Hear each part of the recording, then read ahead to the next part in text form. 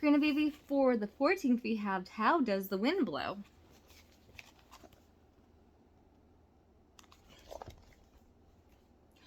How does the breeze blow, rustling all the leaves so? It goes whispering by. How does the wind blow, blowing past the houses so? It goes whistling by. How does the storm blow, tossing all the ships so? It goes roaming by. Oh, how does the wind blow? Right? How does the wind blow? If you were to be outside in the woods, right, and you're traveling, you want to see how the wind's blowing, you lick the tip of your finger, you put your finger out, and you should be able to feel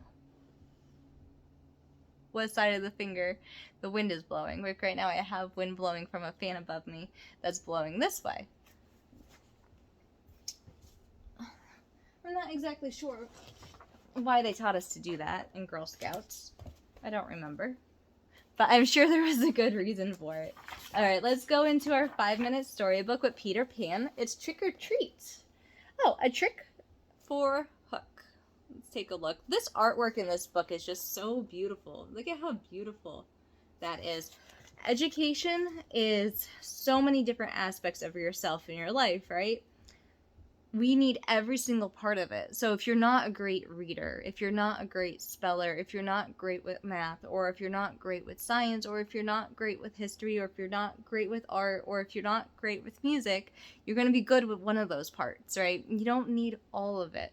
I know my uncle, who is a great mechanic. He is absolutely brilliant, and he didn't see himself as brilliant, how brilliant he is, because he compared himself to the way that other people happened to learn around him. It wasn't all people, but the people that he happened to be surrounded by were really good readers and spellers, and that's what he admired the most about other people. He didn't realize how many people admired the fact that he could take apart a system and put it back together. Right? He can make it work. He can make anything work. And that is a brilliant aspect of life. I have a cousin who's a really good reader and a really good speller.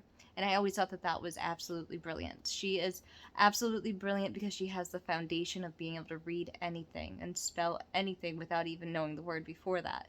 Brilliant, right? Your papa is really, really good with computers. He could take the entire thing apart. He could build it up. He's really good at coding and making things like that. He is absolutely brilliant. All those people have a different part of the intellectual brain that's working, right? But they're all brilliant in their own right. You're going to be brilliant at something, whether that's art, painting, music, sewing, playing instruments. I already know I had the foundation put in reading, because I do believe that reading is the base of everything. So I had you do the Your Baby Can Learn and Your Baby Can Discover programs when you were a baby. But if you're not a good reader now, that's okay. And it's okay if you don't become and develop into a good reader, because you will develop into something else that is even more special and brilliant than what I was trying to instill, right? And you're going to develop your own ways and be your own person, and never neglect how brilliant you are. We need everybody in this world to be who they are in order to have this world work the way that it does. Don't neglect your own brilliance. You have it. Everyone does. All right, let's go into Peter Pan. Peter Pan, a trick for Hook. The weather in Neverland was the same as it always was, warm and breezy, perfect for Wendy darling to practice her flying. She was hovering unsteadily several feet above the ground when she remembered what day it was. "Oh!" Wendy cried. She lost her concentration and fell to the ground with a oof. "Why, it's All Hallows Eve," she said, standing up and dusting herself off. "What's that?" Peter asked. Look at her on the ground.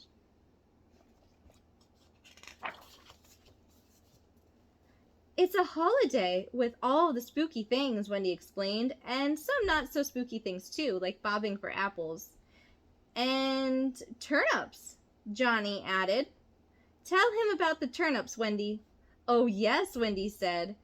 "You hollow out a turnip and give it a face, and put a candle inside. Michael finished. That sounds boring, Peter declared rudely. Oh, he said it sounded boring. But the thing is, though, when something sounds boring, sometimes when you try it, you find it's not as boring as you first thought. Wendy thought it over.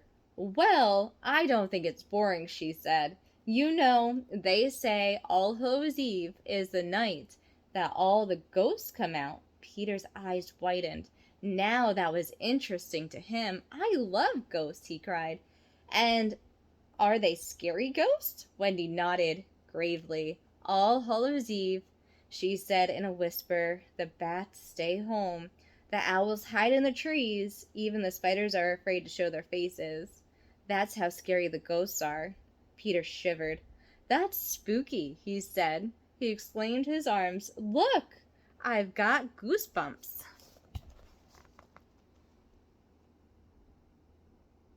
Look at that tree. Looks like it has a face in it. 2 eyes and a mouth.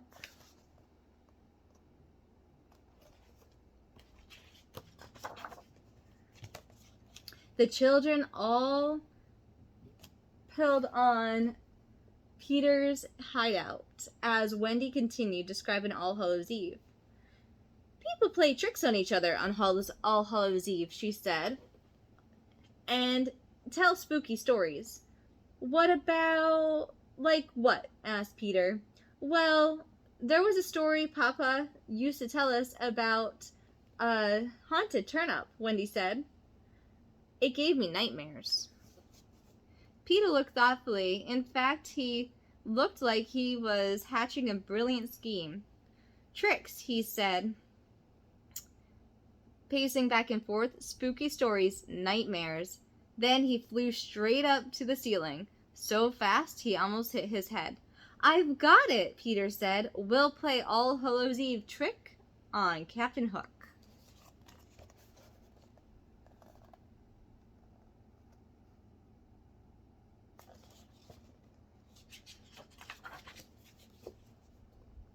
Peter dug around under the lost boys' hammocks. Finally, he found what he was looking for, an old white sheet and tattered pirate hat. If there's one thing Captain Hook is afraid of, Peter said, it's the crocodile that ate his hand. But if there's one thing all pirates fear, it's the ghost of the old sea dog. What's that? Wendy asked nervously. He's from a scary story pirates tell each other, Peter said. A legend. He was supposed to have been the wickedest and cruelest of them all. Peter tossed the sheet over his head and tossed the pirate hat over that. We're going to make Captain Hook think that the ghost of old sea dog is haunted Neverland this All Hallows Eve. He said, "Woo!" Peter added as a high, spooky tone. Shiver me timbers! Wendy shuddered. She knew Peter was under there, but it still was a bit scary.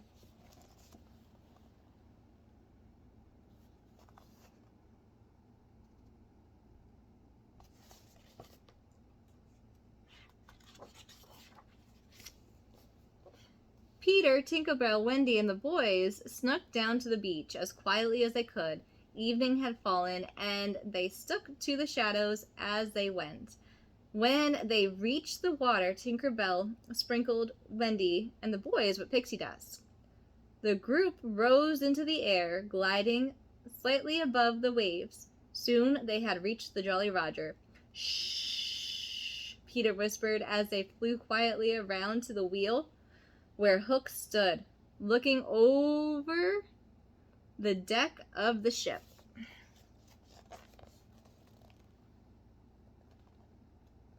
Oh, look at that.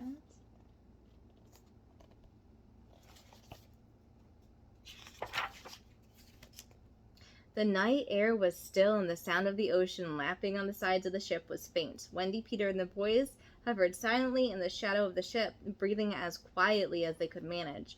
Aboard the Jolly Roger! Hook shifted from one foot to the other. The shuffle of his boot heel on the deck was eerily loud.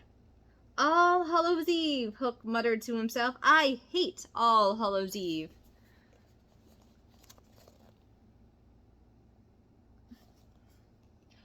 What's that, Captain? Came a jittery and unexpected response from the shadows. Hook jumped a mile in the air. Smee! Smee! He yelled. Don't sneak up on me like that. Sorry, Captain, Sneeze said. I forgot how you ate All Hallows Eve.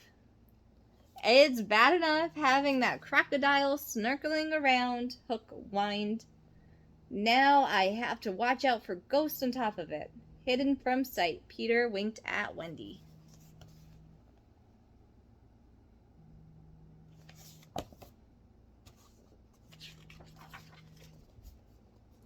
Woo! Peter moaned softly, still hidden in the side of the ship. What's that? Captain Hook called sharply. Woo! Peter added a little louder. Who is there? Cried Smee. It is I, Peter, as he rose quickly in the dark of his sheet and fluttering in the ocean winds. The old sea dog. He flew straight at Hook, moaning and screeching. Doxiliskins, Hook screamed and flung himself to the deck.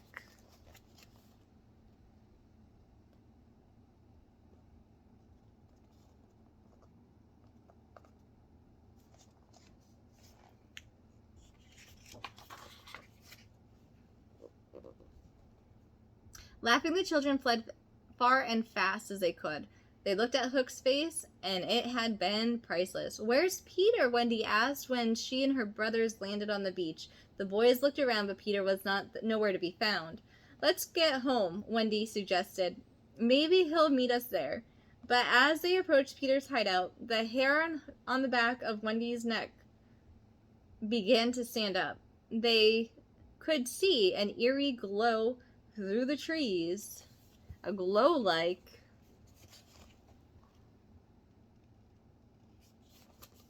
Boo! Wendy grasped as the ghost face appeared in front of them.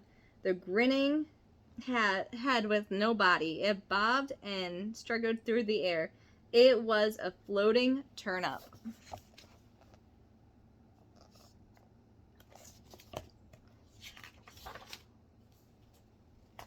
I tricked you, crowded someone with a familiar voice. Peter stepped out of the shadows, laughing so hard he was clutching his sides. Next to him hung the turnip, attached to a string. Wendy sighed. Peter, you really frightened me, she scolded him. But it was a good trick, she added. That was the idea, he said. After all, it's All Hallows Eve. Why settle for one scare when you can have two? Think how small that turnip actually is. Think how big it looked compared to what it looks like now. It looks like they had a lot of fun on old Halloween, right? Halloween is a lot of fun. You get to dress up and go places and get lots of free candy from your neighbors that you go up and knock on the door and say trick or treat to. You always liked Halloween, and I like that you always liked it. I like that I got to go with you, and I can't wait to be able to take you trick or treating again. I love you and I miss you, Karina, and I hope that everyone on this channel is having a great day and just taking time to settle in and be themselves and love on others and being kind and caring and not being prideful, not being jealous, not being anything that would deconstruct your own body, right? Be who you are, be humble, be kind. Till next time. Karina, baby, I love you and I miss you so much. I can't wait to see you.